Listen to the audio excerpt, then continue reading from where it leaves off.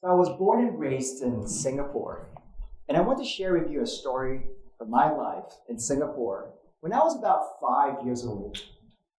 So growing up, I was told by my parents that I was naughty and restless and uncontrollable. And one day, my parents were attending a church service, and my poor sister was given the task of taking care of me. Now, this picture of my sister and me was taken when we were both obviously younger than 5. But you can see the sheer terror on her face because taking care of me was really stressful for her. So back to the incident at church. I ran away from my sister. I ran up the stage in church. I grabbed the microphone, interrupted the church service, and I started singing. Now, if this were to happen here in the US, you would probably think, oh, that was so cute, and you have a good laugh, like right now. But this was Singapore. And I was told the pastor and my parents were not amused. In fact, my parents administered corporal punishment on me in the form of caning. Now, in Singapore, caning means hitting the hands or the butts of a child with a piece of wood known as rattan. The facts are a little hazy here. My dad said it was my mom who caned me. My mom said it was my dad who caned me. I don't know. But the reason why this was a pivotal event in my childhood is that for years, the folks in church would remind me, you are the kid who ran up the stage to sing. So I bear my parents no ill will. But let's pretend that years later, I'm in therapy trying to process the meaning of this event with a therapist. Maybe the moral of the story is that everybody hates me. Or the take-home lesson could be, I always screw up, and it happens, and it started with this incident when I was 5. And later, I will share with you how I now make sense of this event more than 40 years later. And today, I have one main message to share with you. We can change our past. Now, you might be wondering, we can't change our past, right? We can only focus on changing our future.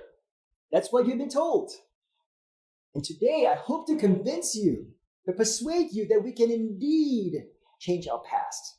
And if you want to change your future, start by changing your past.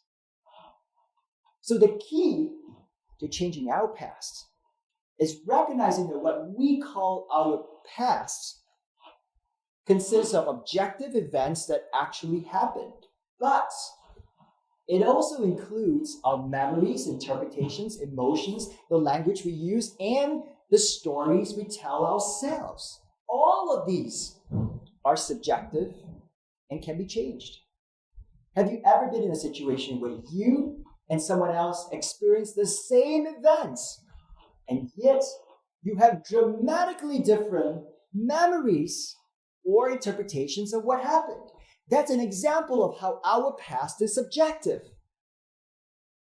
As human beings, we are so creative that we're even capable of false memories. In one study, researchers Catherine Braun-Latour and colleagues showed a Disneyland ad featuring Bugs Bunny. About 1/3 of participants who saw the ad said they remember seeing Bugs Bunny in Disneyland. There's only one problem. Can you tell? Bugs Bunny could never exist in Disneyland. He's a character created by Warner Brothers. You got it. So it was a completely false memory. So here's why. It might be useful for you to change your past. Our past has an influence on our identities, our thinking, and our behaviors. We use our past to predict the future. If I look into my past and I conclude, I don't matter, nobody cares about me, that's going to change and shape the way I interact with people now and in the future. I am not going to go out of the way to connect with others. I'm going to be expecting others to reject me. But if I look into my past and I focus instead on the positive memories of how others have helped me, on the opportunities I've been given, that's also going to change the way I interact with people now and in the future. So there are three aspects of our past to consider. Number one, our knowledge of the past. This refers to our personal memories of what happened, as well as what others have told us about our past. Number two, the weight we assign to past events in our lives.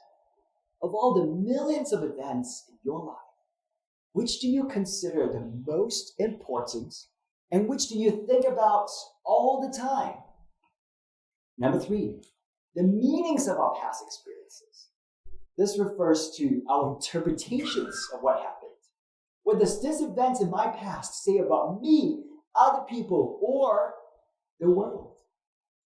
So I want to offer you strategies for changing these three aspects of our past.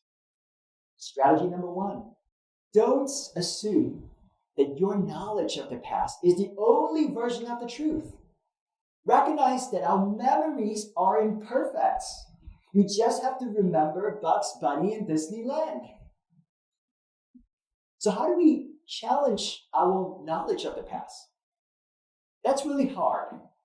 Instead, invite someone who knows you well, who knows your past well, to challenge your knowledge of the past. So a colleague of mine shared this story about how her knowledge of the past changed. Growing up, she was told by her mother that because she was academically strong, somehow she was responsible for her brother's academic failures. That created some guilt in her. One day, she talked to her brother. That's the key. And he told her, "It's not your fault. You didn't cause me to do badly. You didn't make me feel bad." And in that one instance, her knowledge of the past changed. She was no longer the sister who caused her brother's academic struggles. Strategy number two, we can change the weight we assign to past events in our lives. Maybe our bias is that we place way too much emphasis on the negative events in our lives than on the positive events in our past. How do we change that? Well, let me share what doesn't work. Simply telling yourself to stop thinking about negative things in the past is not going to work. If I tell you now to stop thinking about a white bear, stop thinking about a white bear, stop it! Don't think about a white bear. You're going to think about a white bear. That doesn't work. So what's the alternative? We weaken the negative in our lives by strengthening the positive in our past. How do we do that? Well, try this. Write a heartfelt letter of gratitude to someone who has contributed to your life in the past. If you do that, you'll be blessing that person, but you in turn will be blessed. Why? Because when you write a letter of gratitude, you are recalling, elaborating on, and enhancing the positive in your past. In one study that my colleagues and I conducted, we found that therapy clients that we gave the task of writing 3 letters of gratitude reported better mental health 3 months later and those who didn't write letters. Strategy number 3. We can change the meanings of our past experiences, what they say about us, other people, or the world. Any events in your life is subject to multiple interpretations, but sometimes we are fixated on one particular interpretation, and it's not the only one. So try this. This week, take some time to journal about 3 to 4 major events in your life. But don't just describe the events. Ask yourself, what does this event in my past say about me, other people, or the world? And how would someone who is really wise and kind interpret this event differently from me? If you're writing about a stressful experience in the past, ask yourself, what is a surprisingly positive outcome of this stressful experience? In what ways can I be grateful despite the pain? In one experiment, researchers Philip Watkins and colleagues found that this exercise of writing about being grateful for the outcomes of stressful experience brought closure for people's painful memories.